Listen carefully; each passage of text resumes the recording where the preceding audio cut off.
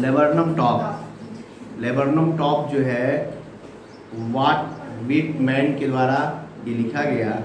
इसके माध्यम से आप जो है एक लेबरनम टॉप ब्रिज, ठीक है, जिसे हम अमलतास का पेड़ कहते हैं, वो जो है कैसे अचानक उसका सैडी मूड या स्लीपी मूड जो है वो अचानक एक्टिव हो जाता है मात्र एक गोल्ड फिंच पंछी के आ जाने से, और कैसे पूरा वातावरण जो है वो आनंद से भर जाता है।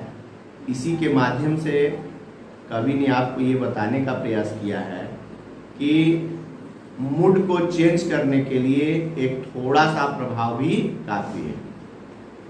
जो ये कहो कि जो गोल्ड फिंच है वो उस परिवार का क्या है, एक हिस्सा है, और वो मुख्य है, जिसके आने मात्र से पूरे जो है वृक्ष में आनंद का वातावरण बन जाता है। देखो, in the poem the laburnum top is a beautiful poem in which the poet has used the laburnum tree and the goldfinch as a symbol of life and its fluctuations। यानी इसमें जो है कवि ने लेबरनम टॉप और goldfinch पंछी को माध्यम बनाकर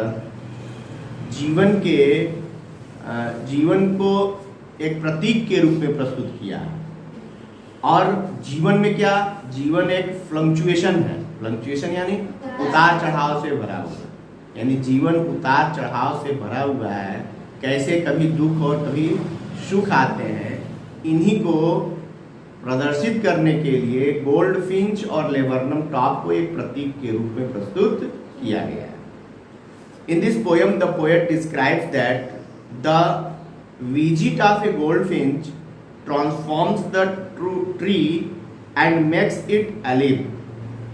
कवि कहते हैं या वर्णन करते हैं कि एक गोल्डफिंच पक्षी के जो है घूमने आने मात्र से या उसके आ जाने से पूरे पेड़ को का स्वरूप बदल जाता है और वह जीवित हो उठता है। यानी वह वृक्ष जो निर्जीव की भांति शांत पड़ा होता है, गोल्डफिंच पक्षी के आते ही पूरा वृक्ष जो है वो क्या, सजीव हो जाता है। The poet describes how a little bird awakens quiet and sleep laburnum tree. इस पोएम में कवि ने वर्णन किया है कि कैसे एक पक्षी किसी शांत और निद्रा में लिप्त एक वृक्ष को वो जगा देता है, उसको एक्टिव कर देता है। When the goldfinch leaves the tree, और जब फिर गोल्डफिंच उस पेड़ को छोड़कर जाता है तो it becomes quiet and still again, तो वह वृक्ष जो है पुनः शांत और स्थिर हो जाता है। The laburnum tree symbolizes the pattern of our life in general, which is usually dull and inanimate।